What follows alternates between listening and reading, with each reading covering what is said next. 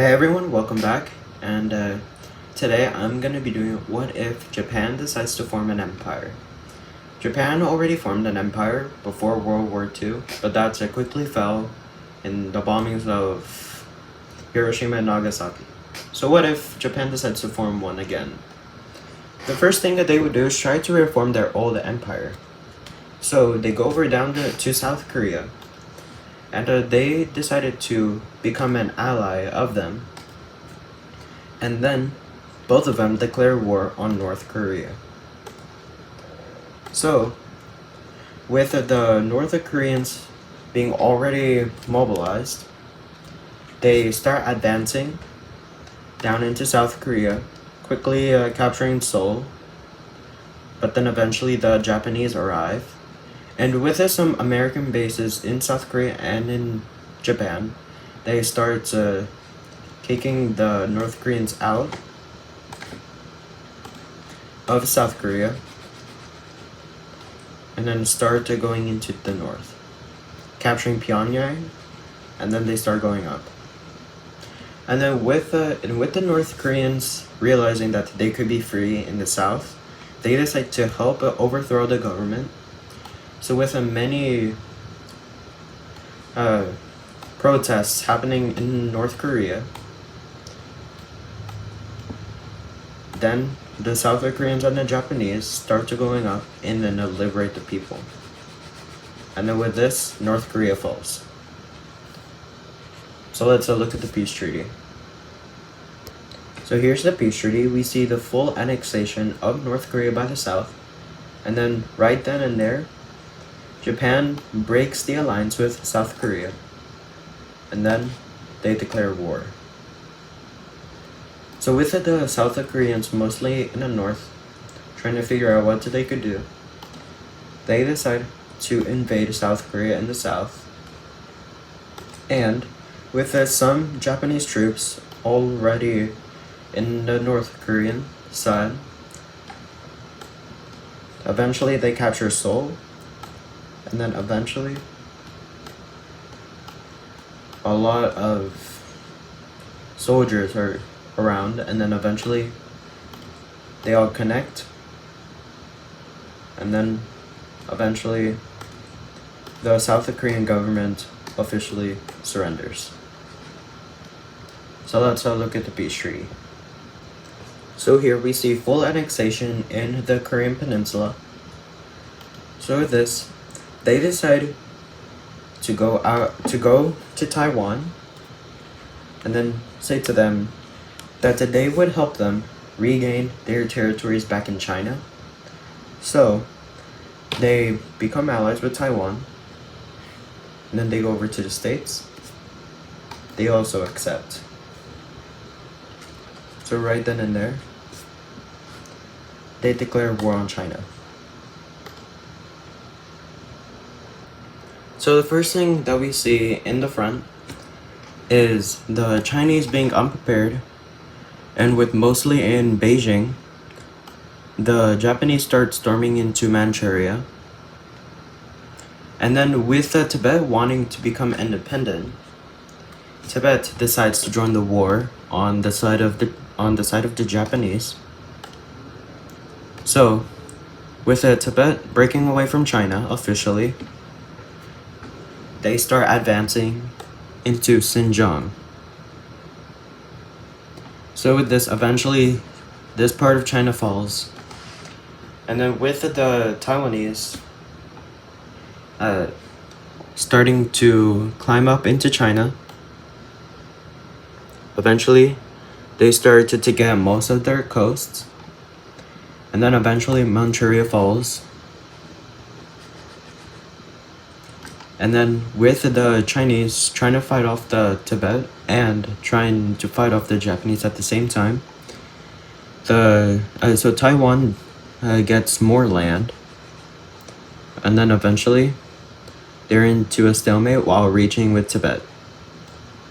So with this, the Japanese try to storm into Beijing, but then that's into a stalemate, and they were knocked back a lot, back into the Korean peninsula. and regaining some territories in Manchuria.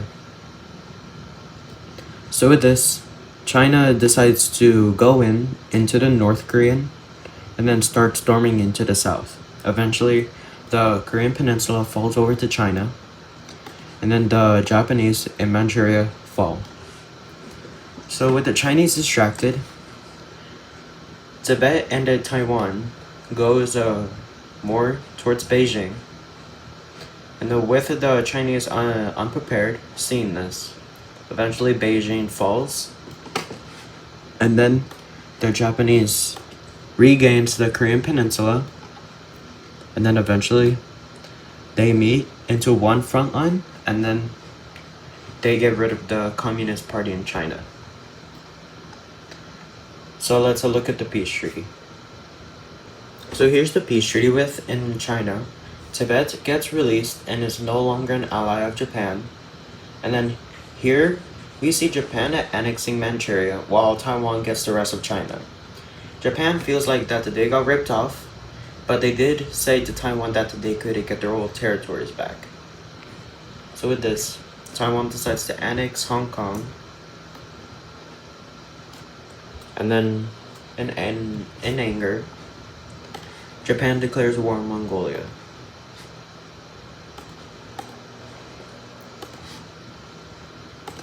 And then they start storming in, and then eventually Mongolia falls. So let's look at the peace treaty. Here we see full annexation of Mongolia, and then they decide to go over to Russia, declaring war on them. And with the help of Taiwan, and we also see Vietnam, Myanmar, Thailand, Laos and Cambodia, and Tibet joining the war against Russia. They decided that they want to storm into Siberia, and with most of the Russian troops fighting off Ukraine, they have an easy time advancing. And then eventually, with more land being captured in Siberia, Russia decides to want to ask for peace, and then they accept. So let's look at the peace treaty. So here we see a lot of land being taken from Russia in Siberia, and then with this, they decide to go over to Taiwan and demand full annexation. So the Taiwanese thought that this could be a joke, so they decide to refuse it. But because of this, Japan declares war on Taiwan, and then they start storming into Taiwan. Now boarding up with Tibet, they start to going down, and then Shanghai falls, and then with a lot of Taiwanese trying to flee back to Taiwan, it's now covered up, and then they don't have any routes back to Taiwan. So with this, the China part falls, and then they go back over to Taiwan, and then eventually the Japanese are surrounding Taiwan, and then eventually they surrender. So let's look at the peace treaty. So over here, Japan has an already big land expansion with already annexing the rest of Taiwan. So they decide to go over to Tibet and demand for annexation again. So Tibet refuses, but they realize that they could be invaded either way, so they have to give in. And then with this angered a lot of countries. The countries that have fought against Russia declare war on Japan. So Vietnam, Laos, Cambodia, Thailand, and Myanmar declare war on Japan.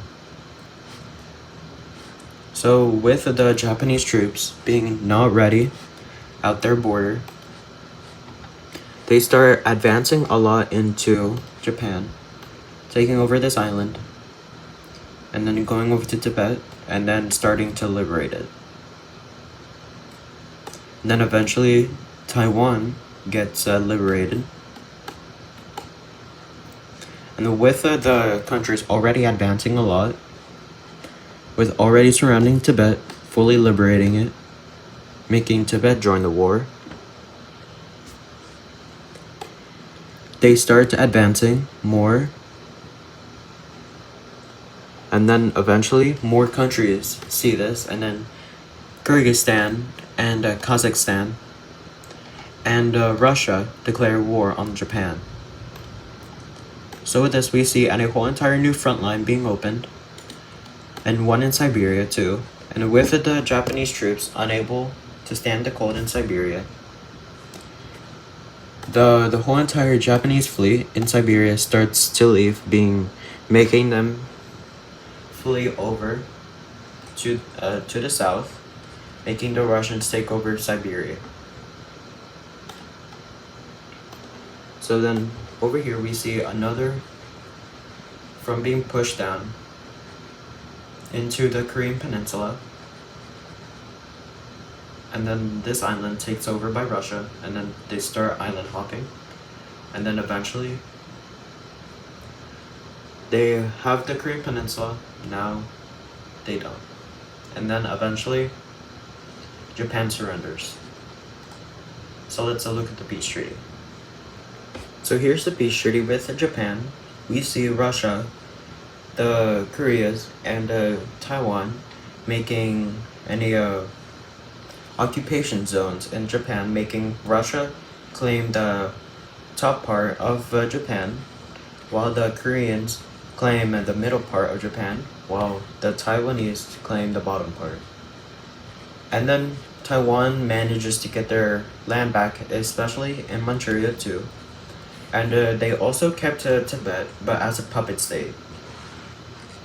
And then Russia gets their land back in Siberia, and Mongolia was released.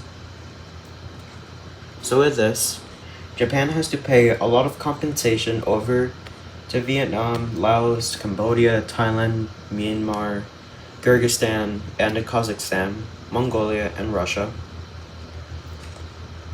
So Japan is being controlled by 3 different countries, and then eventually they could reunify, or they could be annexed into the occupation zones. So Russia could annex their zone, the Koreans could annex theirs, and Taiwan could annex theirs. Or they could just unify into Japan again. Who knows? But hopefully y'all liked the video, and I'll see you on the next one.